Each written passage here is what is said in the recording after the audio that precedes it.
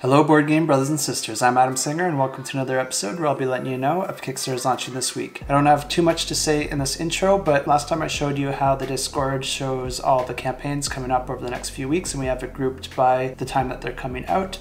But actually there's a cool feature on the Discord. So this is always being updated in real time. Every time I find a new game, it gets added to the Discord, and it also sends out a notification if you want to receive it. So if you want to get notified of these campaigns as soon as I find out about them, you can actually go to the roles section on the Discord, and we have all these emojis at the bottom of this post, and this one with the Kickstarter icon will give you notifications to your Discord app and let you know of any campaigns that I find. And as soon as they get added to the Discord, you'll get a notification for that. If you find that you don't like getting the notifications, you can always just click it again to opt out of it. And that's all I wanted to say there, so let's check out the Kickstarters. And the first campaign we have launches on September 6th, and it's called A Viking's Tale, and this plays 2 to 4 players and takes about 30 to 60 minutes to play. And this is a competitive card game where players are going to be using bluffing and push your luck, choosing their clan at the start of the game, which is going to get them a set of Vikings, and then they're going to be battling against creatures and the other players. The goal of the game is to win the most battles and to gain the most honor from doing so. Unfortunately, I don't have too much details on the gameplay for this one, but it sounds like you'll be able to augment your deck using equipment cards, and you'll be able to gain new Vikings as the game continues. Players can also use Destiny cards, which have some special effects on the game, and the player with the most victory points at the end of the game wins the game. And then on September 7th, we have 11 by Portal Games, and this plays 1 to 4 players and takes about 60 to 120 minutes to play. And this is not a Stranger Things themed board game, this is actually a football manager board game. And 11 is actually a reference to the maximum number of players that you can have on a football team. And this is actually an economic strategy game where players are going to be managing and growing their own football club and team over the course of a season. And a neat aspect about this game is that it is scenario driven. Each game you're going to be drawing a scenario card, and it's going to give players some different starting conditions in order to start the game. And these actually have a story to them, so you might have to manage your football club through a crisis, or you might have to do something different like rejuvenate a team of older football players that are getting back into the game. The game offers 6 different scenarios, and they're going to come with some different public and secret goals that players are going to be trying to complete in order to gain different victory points. And players on their turn are going to be doing different things like hiring staff members like trainers, physical therapists, PR specialists, and directors for their club. Players are also going to be acquiring sponsors, building their fan base using social media, expanding on their club's stadium infrastructure, and transferring new players to and from their teams. Each player is going to contribute some strength to your team, and some of the best players may even come in with some special abilities. This is less about playing the game of football and more about focusing on the team management aspects and moving your team up through the ranks. That being said, there still will be matches, but you as manager will be focusing more on the strategy and trying to make the best use of your players and get an advantage on the opponent team. To do this, players will be using their tactic board to create a match formation and assign your players to the different defensive and offensive positions. And you'll be spending both form and team spirit resources in order to boost up your players for better odds of winning the match. The game also offers a solo mode, and if you follow the campaign before it starts, you'll also get a free set of starting cards. Also on the 7th, we have Agemonia, and that is how you pronounce it because I heard it on their preview video. And this plays 1 to 4 players and takes about 60 to 120 minutes to play. And this one is our Discord pick of the week. And Agemonia is a cooperative story-driven RPG board game that takes place in a high fantasy world, and this world has a few problems. First of all, people are discovering some strange ancient devices that seem to be powering up for unknown reasons. And these wouldn't be such an issue except for they're causing earthquakes, tidal waves, electrical storms, and a whole bunch of other cataclysmic events. On top of this, different factions are competing to harness this power for their own benefits, which happens to be throwing the whole region into a civil war. This is a campaign game and it offers over 30 unique scenarios with some interesting features like evolving maps, and it also gives the players a lot of freedom because it's really up to you and your party to decide if you want to save Agemonia from its destruction or if you want to be its destroyer yourselves. Of course, players will be encountering different locations, monsters, puzzles, and be engaging in combat.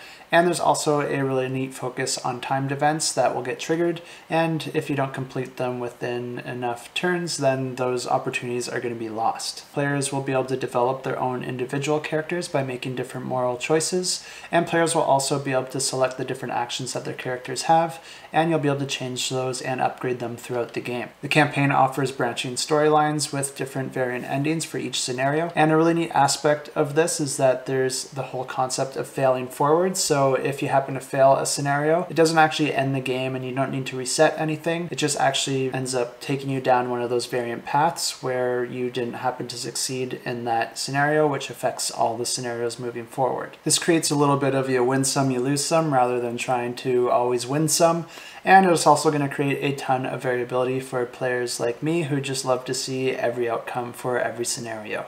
Something that I think is a real highlight of this game is the way that the map works. It's going to be using a booklet so that you have the maps already set out for you, and you don't have to piece together different tiles in order to build up your map. Completing different scenarios will send you on a path to another page in the book that's going to present you with a new map. And something you might be noticing on this map is that there's a few different icons with numbers on them, and these are called story points. And story points are actually associated with a card that's going to unfold a little bit of the story and present you with some different opportunities, challenges, and choices to make that are going to affect the rest of the game. And these are going to activate when you get within a certain distance of them, and then you're going to draw the associated card, which is going to present you with your discovery. And depending on the outcome of that card, different things can happen, including changing the form of the map. Some of the cards actually have sections of the map, and depending on the outcome, you'll have to put that card down on the map, and it's actually going to change the way that the map looks, and it's going to present some new opportunities because of that. Players are going to be fighting and completing these different skill checks by using their three main skills of might, agility, or will, and then combining that with some dice rolling. In each round, players are each going to be able to take an action, which could be things like healing, attacking, focusing, which allows extra dice rolls, or even performing additional maneuvers, which I'll explain in a second. But the way that this works is that players are actually going to be pre-deciding the actions they're going to take, and then an initiative card gets drawn that's going to dictate the player's turn order depending on the types of actions that each player took. So the initiative card actually has a list of action types, and then they get resolved in that order. If there are enemies on the board, their actions will also get executed as part of this. And then I mentioned maneuvering, which players are always able to do at least once on their turn, but you can spend your action in order to perform an additional maneuver. And maneuvering just allows players to move or recover stamina or mana, but it can be played at any time on their turn, and you aren't locked into your decision like you are with actions. And stamina is a very important resource in the game because you're going to be using it to do all the sorts of things that you're going to do, but it also doubles as your health. And I feel like the Discord community and myself are getting a little too aligned lately because this one's also my pick of the week. And as usual, there's a few reasons why I'm picking this one, but a big one is that I just think there's a ton of really great design choices. First of all, I really love to see these map books. It's a great mix of functional design. It's got some really beautiful artwork as well, and I really like how everything's broken up. It's very clean and easy to see where the different spaces are and the different icons, but it also has that sort of chaotic and natural feel to it. Of course, those are a little bit more focused on the aesthetics, although those do help streamline a game. The book itself also helps streamline the game because you don't have to go setting up complex scenarios and looking for different components and tiles. And especially for an RPG style game, this is a really nice feature to have because it really eliminates some of those inhibitions that you might have when it comes to playing the game due to the length of the setup. I also really like the fail forward aspect of the game, and I think a lot of RPGs should take notes here because it has a lot of benefits when it comes to both immersion and streamlining the game. It really gives your game an extra layer of continuity rather than breaking players out of the game world anytime something goes wrong, and it makes the game a little bit more about having fun and dealing with your failures rather than trying to get everything right in the first go. It also reduces fiddliness and streamlines your entire experience since you won't have to be resetting components and players back to certain save points in the game, and there isn't that whole aspect of having to do a complete hard reset because you did something wrong. And I think most of us would agree that it's more fun to continue moving forward rather than to reset and then do everything over again. But the nice thing is that that is still always an option if you want to play it that way. I also like how players can upgrade their actions and specialize in certain areas and change what they're good at throughout the game. I think it's really cool how the pre-programmed actions work with the maneuvers that give you a little bit of flexibility, but then also some restrictions on every turn. And this one might be more specific to my taste when it comes to board games, but I really like how this campaign doesn't have a whole lot of flavor text.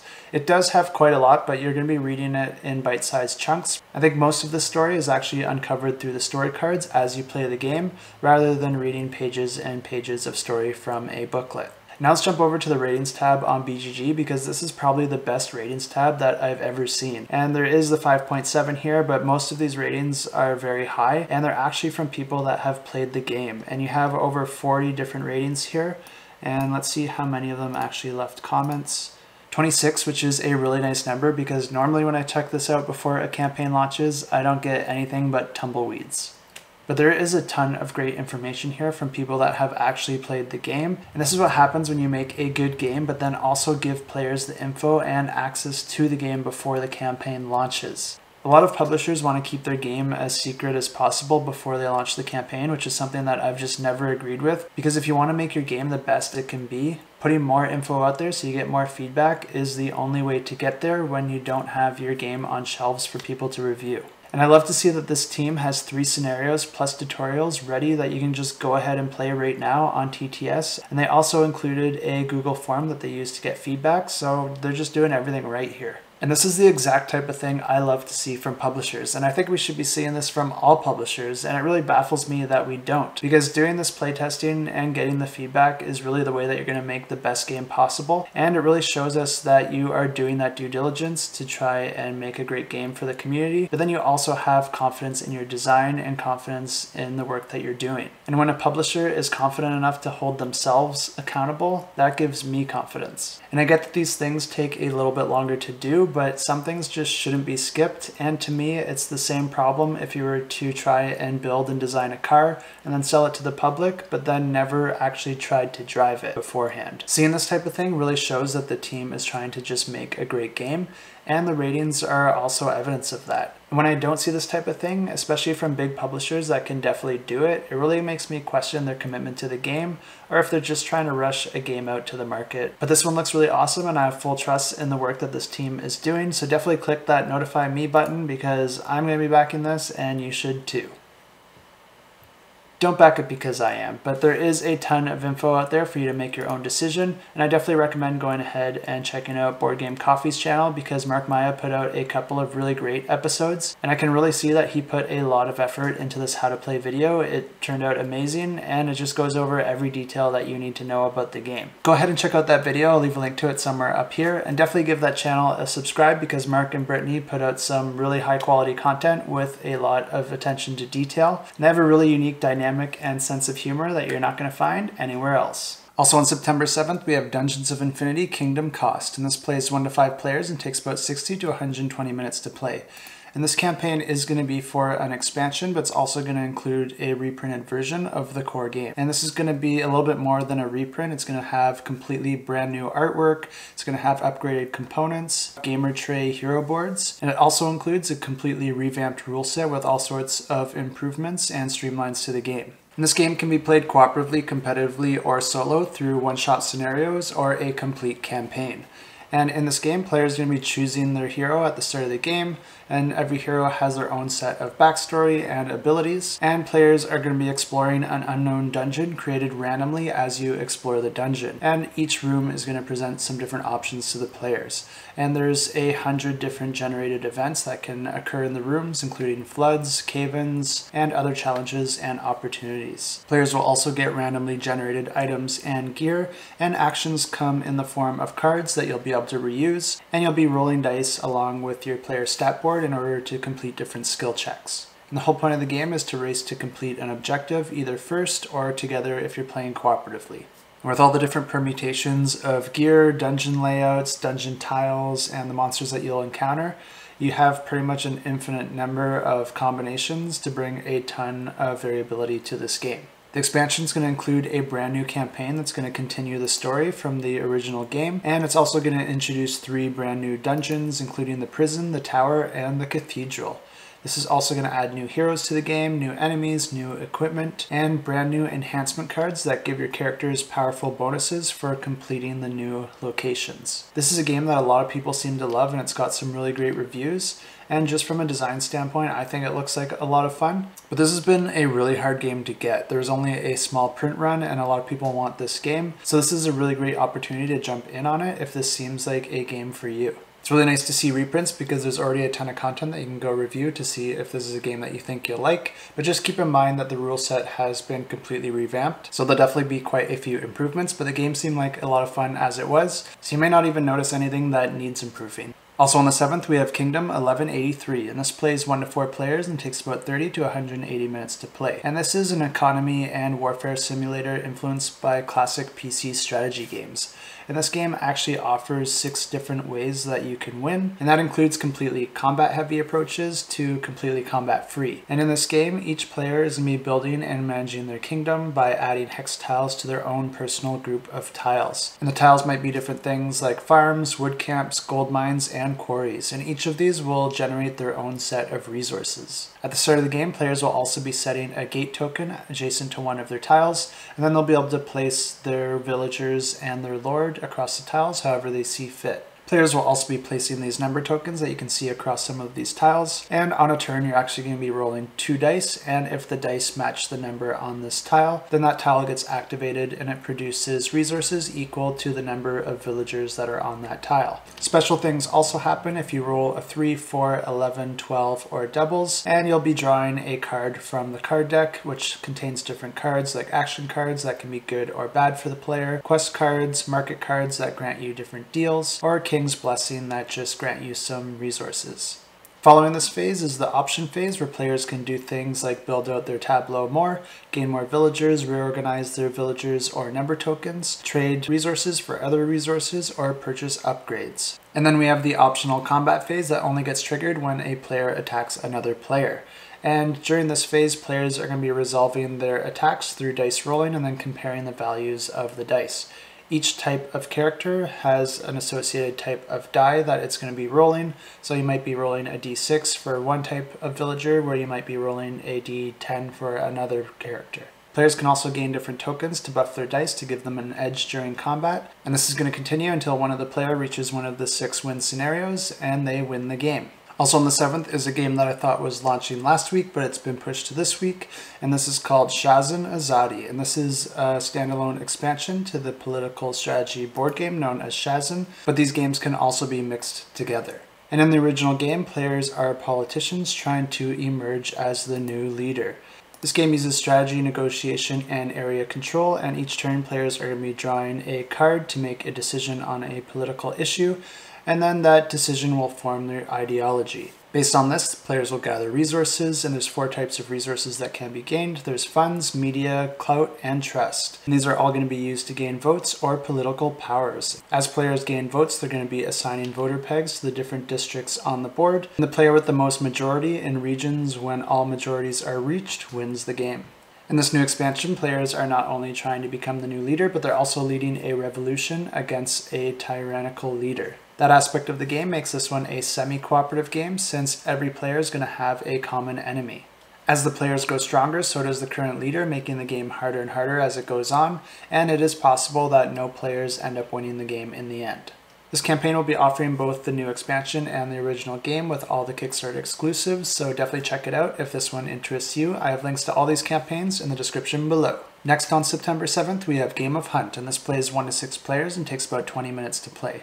And this is a book of board games that uses magnetic components. This is a family-friendly game with kids in mind, so the magnets really help keep things in place. The book actually has 4 different games in it, but they all do have a similar rule set. In each game, players will be moving and performing different actions by discarding cards, and players will always have 3 actions during their turn, and they'll always be drawing back up to 5 cards at the end of their turn. All the games are cooperative, so your kids will have to learn how to share and work together. Players can swap cards between each other or discard some of their cards to draw new ones, and the cards are pretty simple. There's 4 different directions on them, as well as a teleport action. action. The first game will have players cleaning up the town, gathering trash cubes as a cute little monster decides to throw trash all over the streets. The second game puts players in a magical forest with gnomes going on a mushroom hunt, and players will be trying to help the gnomes as they navigate and teleport through the forest. In the third game, you'll be traveling to a different galaxy, helping a friendly alien. He's trying to gather resources on a planet with strong winds, so you're going to have to mine the wind forecast. The fourth game puts players on a treasure hunt as they're going to be navigating an ancient temple full of strange moving monkey statues, and the only way to get the treasure is to stop those monkey statues from moving. A nice variety of theme here, all contained in a nice little book, so if this sounds interesting to you and your family, definitely check it out. I have links to this in the description below. Also on the 7th, we have Solar Sphere, and this plays 1 to 4 players and takes about 60 to 90 minutes to play. And this takes place 10 years after the events of Solar Storm, where the humans are on the brink of technological advancement, and we are now trying to harness the power of a star. Although this game takes place in the same world as Solar Storm, it's actually a completely different game. Solar Storm was a cooperative game where players are trying to repower their spaceship that they lost control of before it gets consumed by a star's gravitational field. But in Solar Sphere, players are actually working competitively as they are all contracted by a corporation to try and build the sphere around the star. All players are contributing to the build of a single solar sphere, and players are going to be gaining prestige points for their individual contributions. And to build the sphere, players are all going to be rolling a set of dice. The outcome of the dice can grant morale or points, and they can also dictate the turn order. Morale can be spent to call in different favors for bonus actions, whereas points are just used to win the game. Next, players will be deploying those same dice into the solar system to gather different resources by using worker placement. Players can also manipulate their dice or visit occupied locations by spending their drone tokens, but you'll want to be careful with how you do this because there's only a limited amount of drone tokens that you'll have throughout the entire game, but some of them can be recycled and reused by using some various abilities. Once you gather enough resources, you can add to the solar sphere, which gains you more victory points, and the player with the most victory points at the end of the game wins the game. Next, on September 7th, we have Tournament Fishing, the deck building game, and this plays 1 to 4 players. It takes about 30 to 120 minutes to play. And in this game, players are all going to be competing to catch the biggest and best fish before the tournament ends.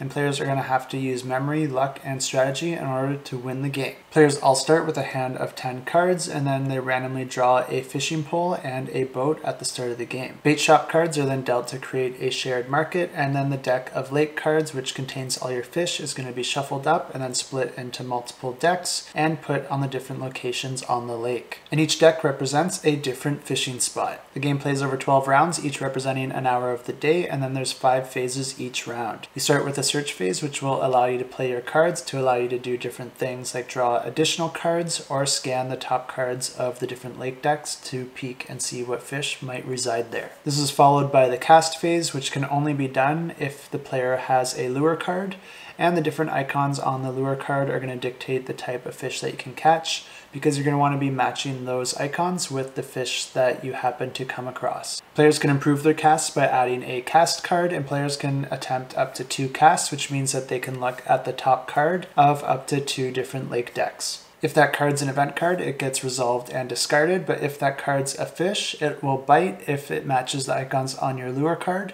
but if it doesn't match those icons, then it's going to get put back into that same deck and shuffled back into it. You can remember it's there and try and come back again in the future to try and catch it. If the fish did bite, you're going to enter the real phase where a number of fight cards are drawn and fight dice rolled depending on the fish.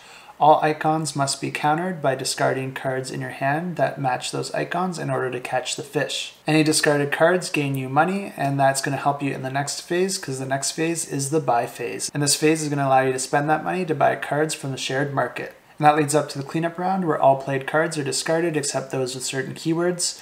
And then players are all going to draw back up to 6 cards, and then the next round will begin. Not all lake cards are used in every game, so even if you memorize which fish are the best, they may not all appear from game to game. This game can also be played with the weather cards, which is a module that causes an effect to all players depending on the weather. And the game can also be played with 2-player cooperative mode to compete against an angler AI. I've been wanting a really good fishing game to keep at the cottage for a while now for those rainy days where I can't actually go fishing.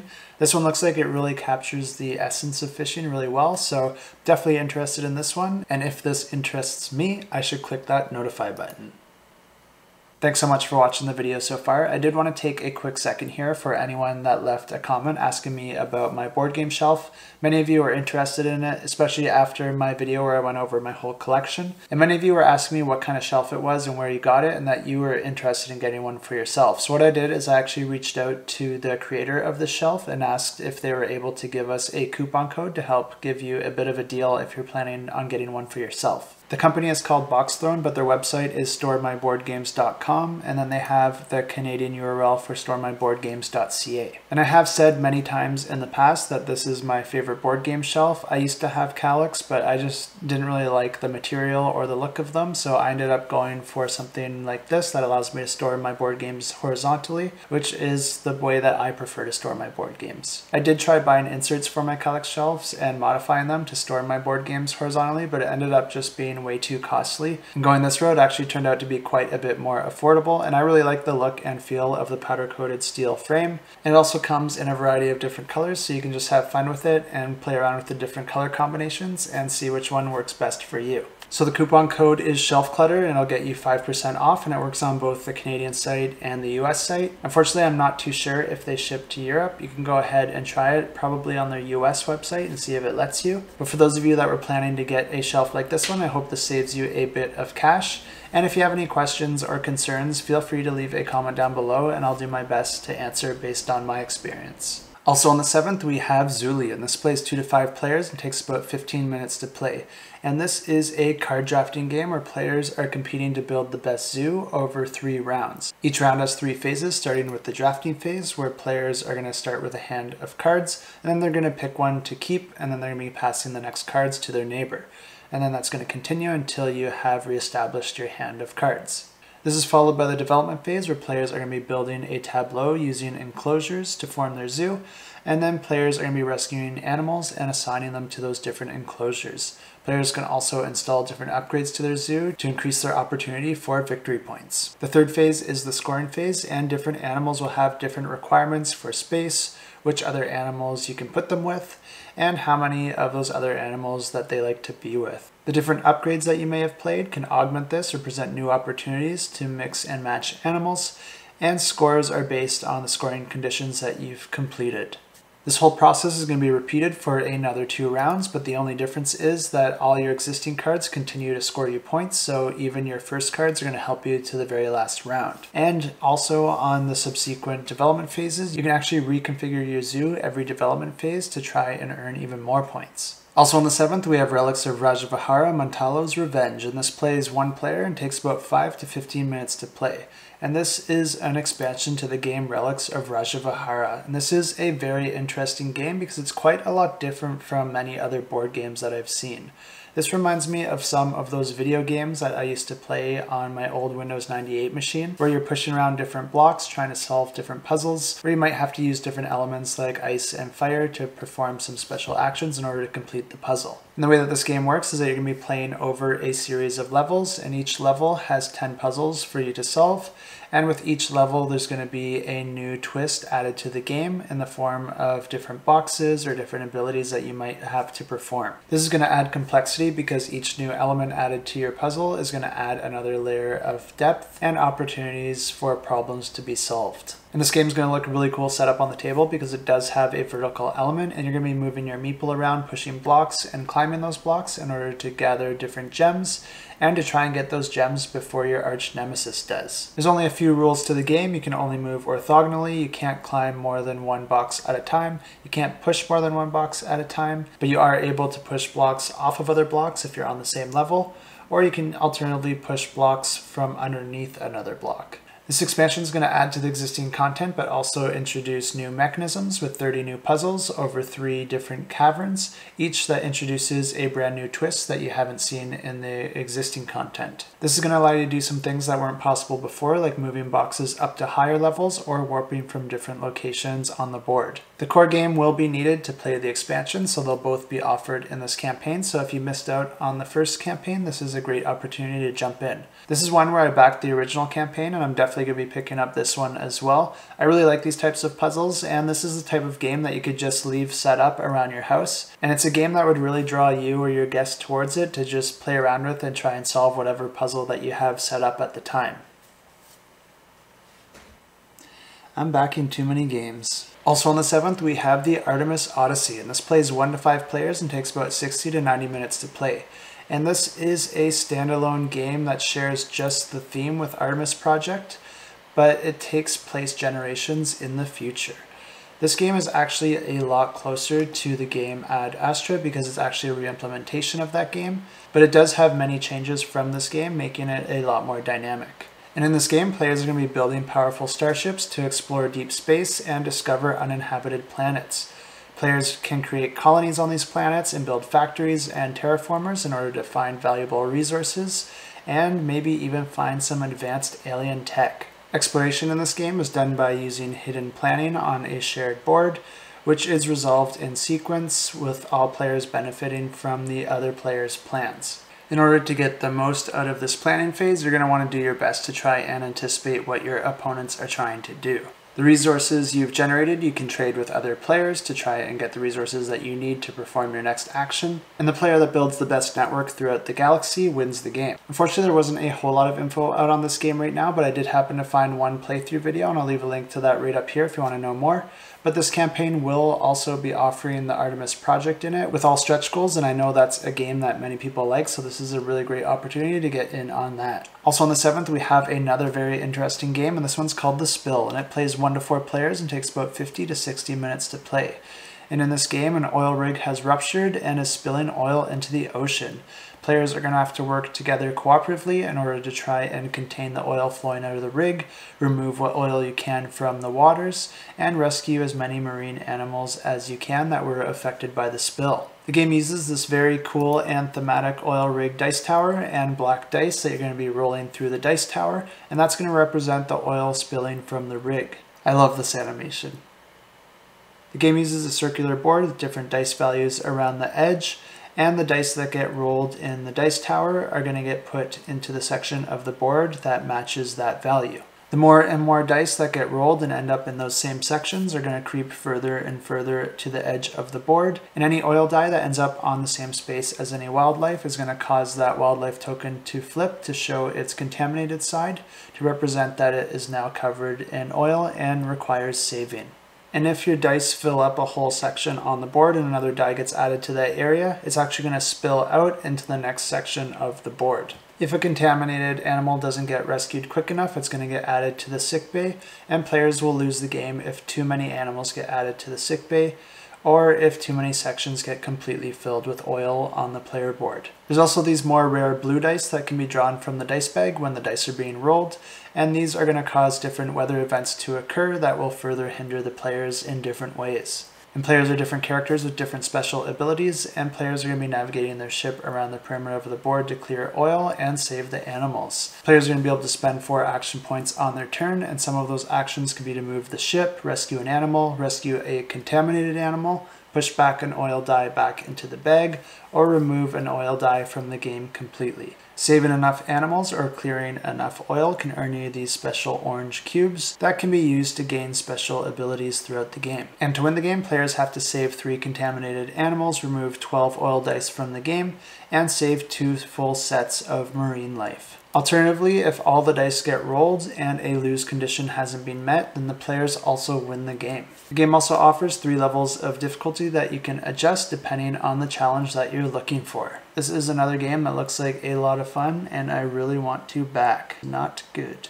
Also on September 7th, we have EOS Islands of Angels, and this plays 2 to 5 players and takes about 90 to 120 minutes to play. And this game is all about an island that holds the portal between the mortal and demon realm. In this game, players will command their own unique asymmetrical crew sailing around the island, contending with these demons, and then trying to awaken the angels that have been imprisoned in stone. The game uses primarily worker placement, and players are going to be trying to gain the most victory points by progressing their journey, fighting demons, and improving their ship and crew in order to win the game. Players will be building up their engine, allowing for more powerful combos as the game progresses. And just a quick honorable mention to a game that I happened across in my travels. This one's not actually a board game, it's actually a video game, but it's called Dice Legacy.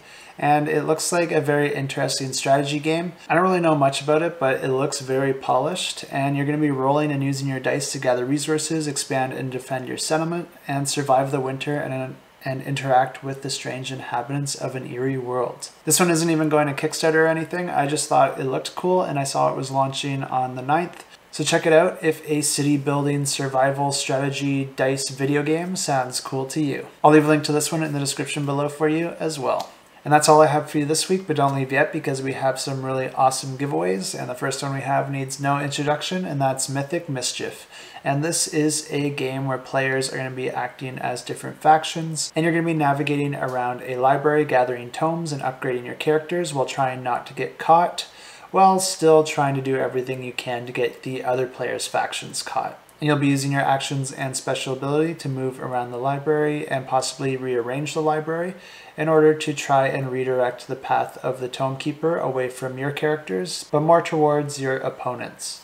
This is a game that's been getting some raving reviews, and it was also my pick of the week as well as our Discord's pick of the week last week. So I'm very excited to offer this giveaway on the channel, and I wish you the best of luck. And this giveaway is going to be for the Professor Pledge. And this comes with the core box, complete with everything you need to play with the 4 factions. And it also includes the Ghost expansion. And to enter this giveaway, just leave a comment down below with the hashtag Mythic. And I want to know which one of these factions you would have hung out with back when you were in school.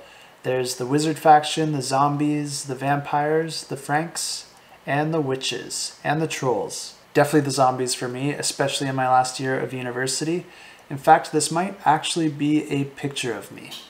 And the next one is another really awesome giveaway that I'm going to be really jealous of whoever wins, and this is going to be for the Tanares RPG. And if you're unfamiliar with this IP, it actually started out as a series of board games with very heavy RPG ties. The board games have been getting some amazing reviews. I've backed both of them myself, and I really dig the world that this team is creating. The whole board game series was inspired by RPGs, so it's no surprise that they're circling back and making an RPG themselves. And this RPG is no joke. They have a very stacked team here with a lot of very experienced participants. And I've read through everything on this campaign, and I am very impressed with what they've done. I think I spent about 10 or 15 minutes just talking about this RPG in my previous video, so I'm not going to put you through all that again, but definitely check out that video if you want to know more about this because I go into a lot of detail. But this giveaway is going to be for the Essential Kit, which comes with all 3 books, the Campaign Source Book, the Player's Guide, and the Adventures in the Realms of Madness.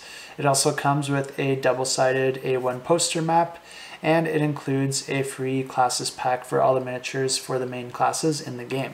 And to enter this giveaway, just leave a comment down below with the hashtag RPG, and let me know of a funny experience that you might have had in one of your role-playing sessions. Or if you haven't had a role-playing session, maybe just let us know what your favorite RPG board game or video game is. For me, I was once playing as a bard and I was helping an NPC get their items back from a troll. I ended up killing the troll and discovering that there was a key along with the other items that the NPC had. But I was a very mischievous bard, so what I did is I teleported to a town while the NPC thought I was still fighting the troll, and then I cloned his key, teleported back to where I killed the troll, and then went back to the NPC and gave him all his items back, including the key. He tried to reward me, which I graciously turned down, but then later tried the key on every house in the town until it worked, and then robbed him blind. Do not use my RPG characters as role models, kiddos. And the next giveaway we have is for Earth Rising, and this is a cooperative board game where players are going to be working together to try and save the world within 20 years. And you're going to be trying to make progress towards sustainability in a few different categories on the board. And players will also have to undo all the harm to the world that's already been done. Of course, there are people in this world that benefit from exploiting the Earth, and those characters in the game are going to be trying to get in your way. If you like games like Pandemic, I think this will give you a very similar weight and feel, but a very different gameplay experience. And this giveaway is going to be for the Earth Rising First Edition pledge, which comes with a First Edition version of the game. And under this giveaway, just leave a comment down below with the hashtag Earth, and let me know something that you do that you think helps save the Earth. For myself, I just really don't like waste, so I kind of incorporate that in everything I do. Something I do that some people might think is kind of weird is I actually will wash and keep a lot of jars and containers from different things that I buy from grocery stores. I only use them so much before I do end up recycling them, but they make great Tupperware. And the last giveaway we have is for Backyard Chickens, and this is a competitive game where players are going to be trying to build the best chicken farm.